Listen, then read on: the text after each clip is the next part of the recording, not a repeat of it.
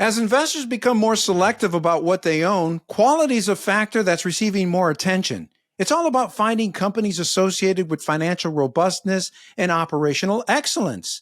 That includes low debt, high return on equity, and stable earnings, among other things. On today's ETF Battle, we're going to feature an audience-requested contest. It's a triple header between three quality-focused ETFs from Blackrock, ColumbiaThreadNeedle, and Invesco. Which is the best choice? Find out right after this.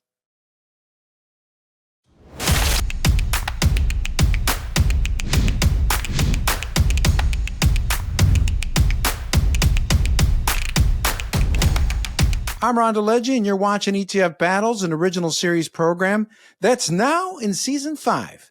And we're glad you're here. Our goal is to help you make better investment choices. So if you need some help analyzing a specific ETF or set of ETFs, and you're not sure how it stacks up versus the competition, you know the drill. Send me your ETF ticker symbols in the comment section below or on our X feed at ETF Guide. We could do double, triple, and quadruple headers.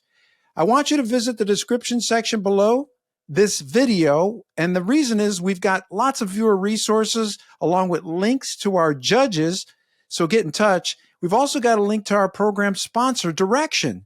So again, be sure to visit that description section below. Lots of good stuff and viewer resources. Today's triple header ETF contest was requested by a viewer named Miss Hissy Kitty. Boy, is that a mouthful. And the request started out as a quadruple header, but we decided to reduce it to a triple header of three quality-focused ETFs, which are all in the same zip code. We left out SPMO, which is best compared to momentum funds in its same category. That's a completely another ETF battle for another day. But for today's battle, we've got Blackrock, ticker symbol GARP, going up against Invesco, SPHQ, and ColumbiaThreadNeedle, RECS, RECS. Who wins the battle? Helping us to sort through the clutter is a duo extraordinaire. We've got John Davi with Astoria Portfolio Advisors and Athan Psarofagis with Bloomberg. Judges, great to see you again. Good to be here. Hey, nice to see you guys. So our four battle categories are cost, exposure, strategy, performance. And then we've got a mystery battle category where you can decide or surprise us on a specific factor or thing that you feel is crucial and pertinent to today's contest. Our judges can also nominate wildcard ETFs if they feel there's better choices elsewhere, or they can opt for split decisions. None of the battle outcomes that we ever do on this program are ever predetermined or known in advance by myself or our judges. My scorecard is ready, so let's kick things off with the first category, cost. Athan, please get us started. So this one's pretty easy, but I don't know if I've seen it. They're all exactly the same, right? They're all 15 basis points. The Invesco one, SPHQ, it's a behemoth. It's got 11 billion in assets. They're all pretty good size. iShares about 150 million and over $1 billion with Columbia. They're all U.S. strategies. They all trade pretty well. I think this one I'm going to have to give it a three-way tie. Just because I think they're all pretty similar. They all trade well, and they're all 15 basis points. But so I'll give this one a tie. Got it. And that's a strong start. Thank you, Athan, for that analysis. John, you're up next. How do you see it when it comes to cost? Same as what was that before, kind of equal way. So they're all priced pretty competitively, I would say. So for the exposures you're getting, that feels like the right price for sure. That takes us next to the next category. That's exposure strategy. So John, you're up. Break down the analysis for us. Sure. So, in full disclosure, we believe in buying high quality stocks and having high quality exposure. I mean, that is Astoria's true north with diversified factor investors. We always have long quality exposure in our ETF models. So SPHQ, I'll just run it by. So it basically looks at companies that have high ROE.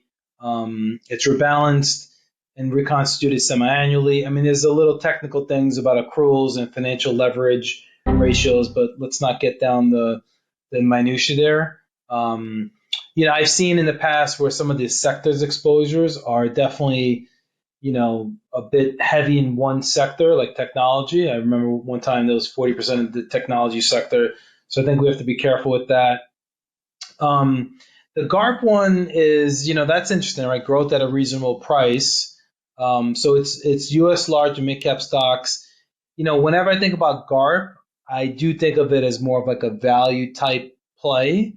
And what's interesting about the GARP ETF from iShares is if you just look at some of the top holdings, top holding is Broadcom 5%, Tesla 5%, Nvidia 4%. I mean, these are, I wouldn't say they're kind of GARPy. I don't think they really are blending value and quality. That to me feels more growth centric. So again, you have to look under the hood per se.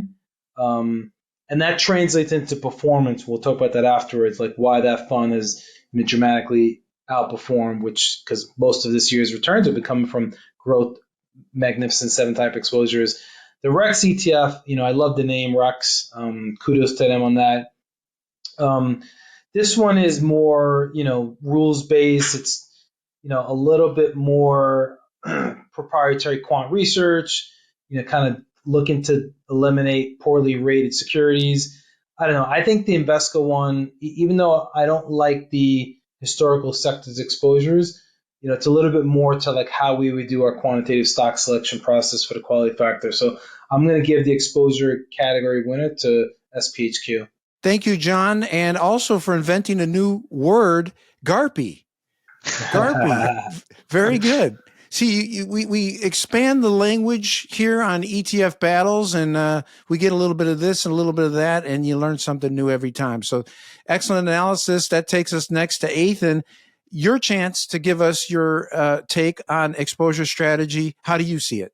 Yeah, that was all really great stuff by John. So I had some new stuff, but like him, I also am a fan of quality. There's some really cool products out there. But let's just start, first of all, with sectors. You're going to get a lot of tech in all of these. It's just to varying degrees. So the Invesco one, you're getting about a third in tech. You're getting 50% tech in GARP, so it's very, very tech heavy, and you're getting about 30% in tech in the RECS product. The other thing within that, and obviously the big story this year has been NVIDIA, so it's important to know like your semiconductor exposure, and you're getting a lot with GARP. About a quarter of the fund is in semis, so just be aware, and we'll see that in the performance. So you're getting, it's a very heavy semiconductor bet. You're only getting about 12% in SPHQ. The other thing I like to look at is concentration. RECS, the Columbia one, is pretty broad. It's 300 plus holdings. I feel like the sector weights are more or less in line with the S&P. You're getting 147, and GARPs are much more concentrated and even more concentrated in SPHQ. I'm a big fan of I kind of like concentrated bets, especially sort of like complementing some other positions. And the other thing I like to look at is PE ratios. So I think it's important to like not be overpaying for quality. And so with all this, SPHQ does have the lowest average PE ratio among all of these.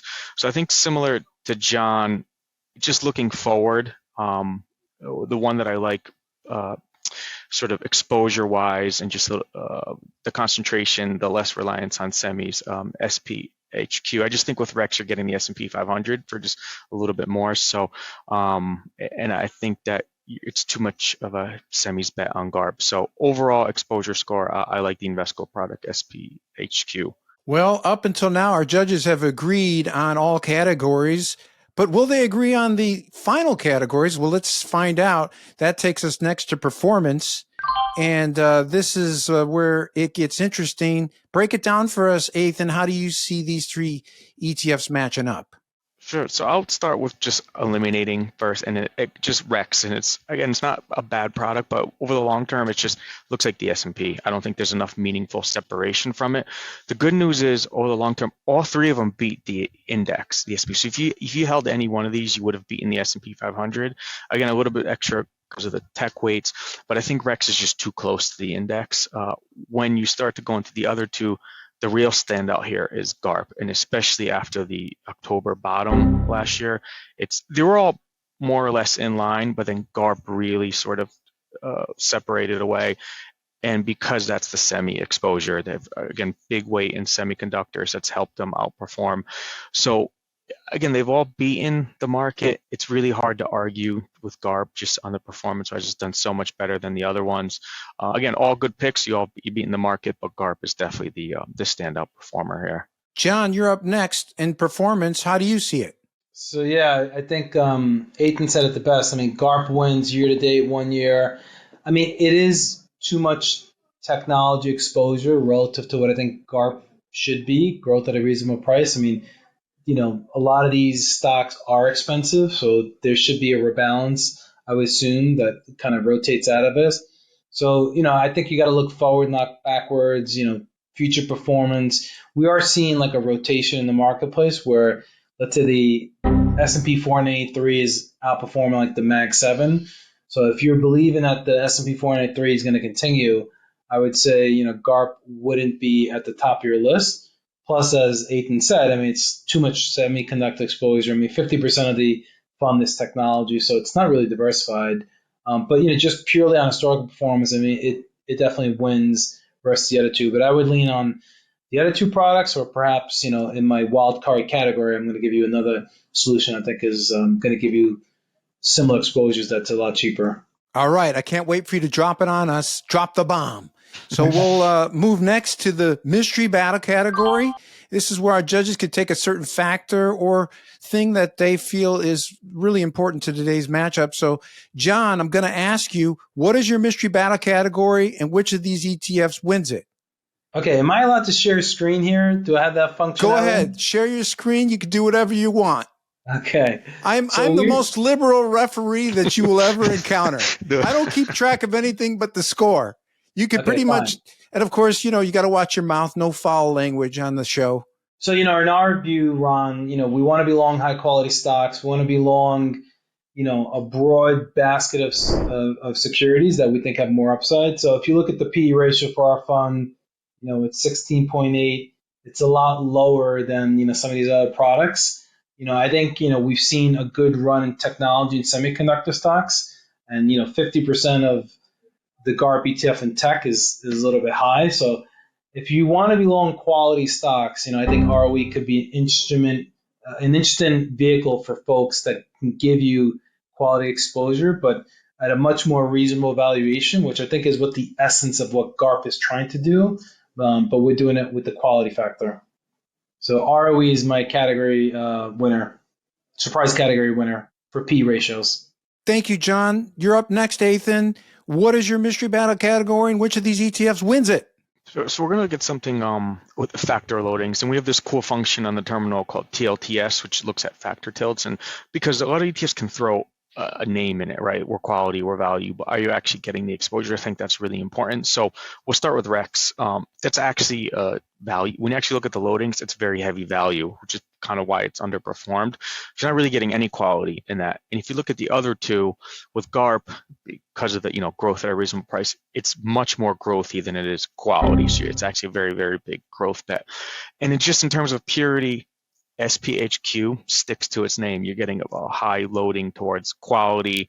It ranks very highly on our factor loading compared to the other funds. So I just think just in the spirit of consistency in naming, if you actually want a quality fund, SPHQ is actually the one that's going to give you a loading towards quality. And for that, I like it. If you're looking for other things more growthy, maybe the other ones are more appropriate. But I think for a quality loading, SPHQ is the better product based on this. Hey, then how does ROE rack up in your tool? Look at it. I'm going to pull it up right now because I was looking at it, and I like your notion too about not overpaying for quality. I think that's an important. It's a little value-y. It's a little underweight growth, but I think this is just in its own.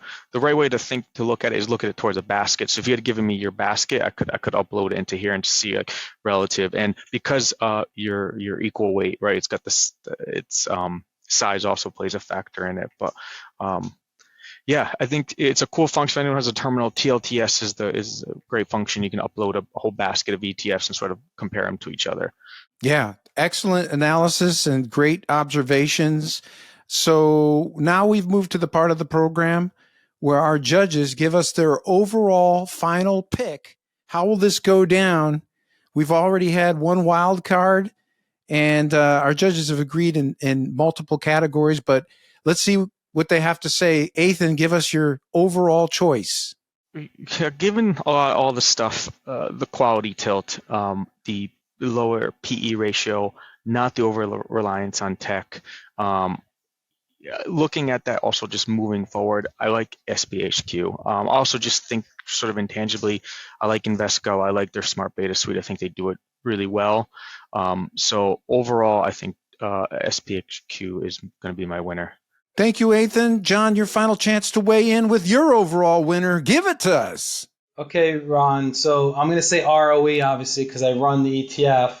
One other thing to mention in the ROE ETF is that the top 10 stocks only make up 10.7%. Look at like the GARP ETF, 10 stocks make up. I mean, these are not diversified instruments anymore, right? That's the problem in the marketplace is that SPYs, Qs, GARP, SPHQ, these are not diversified instruments. There's too much exposure in a few select stocks. So part of my pitch at ROE is basically, look, you're going to get broader market participation because you're equally weighting your quality exposure. So I like, I'm a value-ish guy at the end of the day. I like buying something that's 17 PE ratio, which is what ROE is. So even though this wasn't, what the intention of this battle category was, but I'm going to say ROE just because we run it, we use it. I run the fund, so I wouldn't be eating my own cooking if I didn't say ROE wins. Well, our judges have spoken, and according to my battle scorecard, today's battle outcome is a split decision between SPHQ and ROE, and each of our judges made some awesome points. Of course, the points made by Athan, I thought those 2 points about RECS being very much like the S&P 500 and also heavy on the value side, and then GARP being a little bit too growthy and not enough quality, and so his choice was for SPHQ, and of course, John choosing ROE. And I knew he would have an opinion on quality at a reasonable price because he's a value guy, and I deliberately had him on this contest as a judge for that exact reason. Now, of course, I had no idea he would choose one of the ETFs that he happens to manage, and that's okay. It's okay to be biased. In my viewpoint, it's okay to be biased so long as you have a bias that can be defended or a bias that's correct. And certainly he's made his defense of ROE's strategy. And at the end of the day, you judges did a great job in breaking down today's battle. We couldn't have done it without you. Thank you, Ron. Awesome. Yeah, this was great. Thanks. Well, be sure to check out the description section below again to get in touch with our judges. How did you enjoy today's ETF battle?